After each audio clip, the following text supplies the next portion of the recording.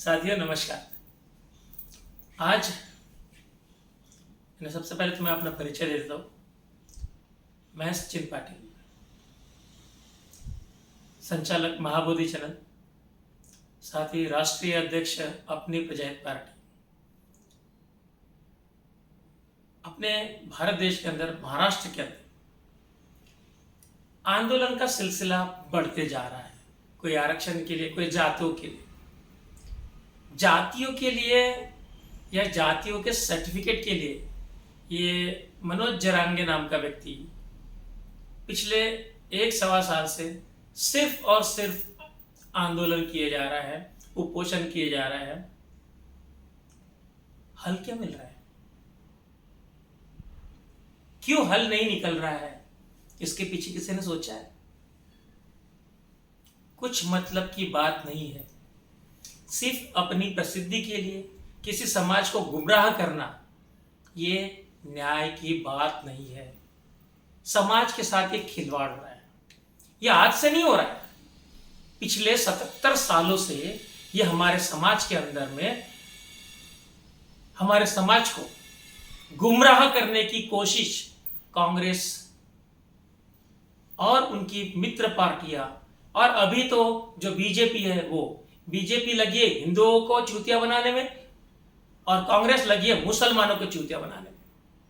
सही मायने में आप मुझे बताइए, भारत को आजादी दिलाना था, ये उस वक्त का आंदोलन शुरू हुआ था। आजादी किसे मिली? भारत को नहीं मिली। आजाद हुआ पाकिस्तान, और वो भी 15 अगस्त के पहले 14 अगस्त को। हम लोगों को, सिर्फ भारतीय लोगों को, हम लोगों को सिर्फ और सिर्फ गुमराह किया जा रहा है। भाई और बहनों, मैं आपको एक ही बात बताना चाहता हूं। हमारे देश के अंदर ये जो 3 लोग हैं, जो 3 समाज है, उन समाज को राजनीति से पूरी तरह से बेदखल कर देना चाहिए। उनसे हमारा भारतीय नागरिकत्व जो है छीन लेना चाहिए। वो 3 लोग कौन है? सबसे पहले तो मुस्लिम। इन लोगों के लिए भारत की आजादी के पहले ढेर सारे आंदोलन हुए। जिन्ना साहब ने भी सब कुछ कर लिया। इनके लिए पाकिस्तान अलग हो गया, दूसरा बांग्लादेश अलग हो गया। अब और क्या चाहिए भाइयों?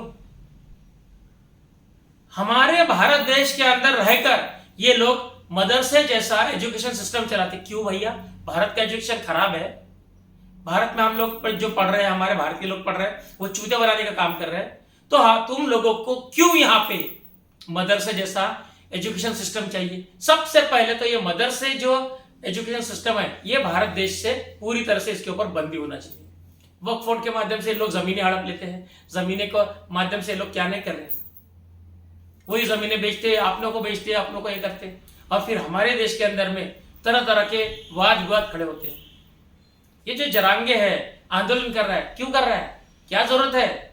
अगर हमारे देश के अंदर में मुस्लिमों को अगर मदरसे जैसा ये सिस्टम, एजुकेशन सिस्टम अगर बंद करवाया जाए और इनका नागरिकत्व ही खत्म कर दिया जाए, ऑलरेडी इनके लिए 2 देश बन चुके हैं, हमारे भारत देश के अंदर रह रहे हैं ना, तो भारत देश की राजनीति के अंदर इनको दखल देने का अधिकार छीन लेना चाहिए। सबसे पहली बात, रहना है प्यार से रहिए, लेकिन हमारे देश के अंदर वो जो मराठी में बोलते हैं चुड़बुड़ करना, राजनीति में या किसी भी तरह से बंद। वैसे ही क्रिश्चियन लोगों का जो क्रिश्चियन मिशनरी स्कूल चलता है, वो सिस्टम बंद कर देना चाहिए। क्यों?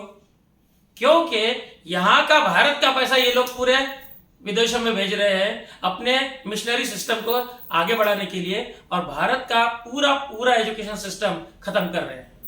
भारतीय जो पुरातन विभाग का जो एजुकेशन सिस्टम है, वो कहाँ रह गया है? जहां देखो वहां इंग्लिश मीडियम की स्कूलें चल रही है और क्रिश्चियन मिशनरी माध्यम से स्कूलों में पढ़ाया जा रहा है। भारतीयों में जो यानी जो स्थानीय राज्य की जो भाषा होती है, वो कहाँ चली जा रही है? सब के सब जगह हावी हो रही इंग्लिश आपको एक सिस्टम के लिए काम आती है, जीने के लिए काम में नहीं आती है। जीने के लिए कब काम आती है? आपको जब विदेशों में जाना होता है तब। हमारी महाराष्ट्र की मातृभाषा मराठी है, मराठी पे जोर देने के लिए क्यों काम नहीं कर रहा है? ये जरांगे को जो है, या हाके बोलो, उसको आंदोलन करने की जरूरत क्या है? उपोषण करने की जरूरत क्या है? भाई साहब, आपको अगर उपोषण आंदोलन करना है ना, तो जो मैं आपको ये बता रहा हूं उस मार्ग पे करो। आपको किसी से हक मांगने की जरूरत ही नहीं पड़ेगी, कोई जरूरत नहीं है। और सबसे पहले तो ये ब्राह्मणों को राजनीति से खत्म कर देना चाहिए, इनको राजनीति में रखना ही नहीं चाहिए। आप कांग्रेस को देखो, सिर्फ मुस्लिमों को लेके चलती है, और बीजेपी देखो हिंदुओं को लेके चलती है। देश का क्या, देश के बारे में कोई नहीं सोच रहा, देश के युवा वर्ग के बारे में कोई नहीं सोच रहा। इनको पड़ी है सिर्फ धनाढ़ लोगों की, उनके लिए ये लोग नौकरी कर रहे हैं। राजनीति क्या सिर्फ उन्हीं के लिए करना है? देश का जनता का नागरिक, देश की जनता कहाँ जाएंगी? सिर्फ चूतिया बनाने का धंधा चल रहा है। साथियों, आपको मेरी नम्र विनती है, जो भी ये जो बलाढ्य पार्टी, धनवान पार्टियां हैं, इनका सत्यानाश कर दो। ये सिर्फ जातियों की राजनीति खेल रही है। आप अभी जिस भी पार्टी में मुसलमान, क्रिश्चियन और ब्राह्मण हो, उन पार्टियों का बायकॉट कर डालो, उनको मत ही नहीं देने का कोई जरूरत नहीं है। हमारे देश के अंदर में इतनी अराजकता फैली हुई है, किसान मर रहा है, युवा वर्ग बेरोजगार है, इसके तरफ किसी का ध्यान नहीं है। टेक्नोलॉजी की तरफ ध्यान नहीं है। कर क्या रहे हैं? जातियां कुछ काम की रह नहीं है।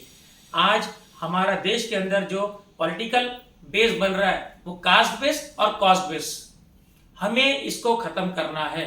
हमारे देश की तरक्की क्या होगी, इसके तरफ हमें ध्यान देना है। इसलिए साथियों, मेरा आपसे नम्र निवेदन है, हाथ जोड़ के नम्र निवेदन है कि जातियों को और कॉस्ट को देख के राजनीति नहीं करना है। हमें आगे आने वाले समय में जो भी चुनाव होंगे उसमें 3 लोगों का बायकॉट कर देना है, एक मुसलमान, क्रिश्चियन और ब्राह्मण।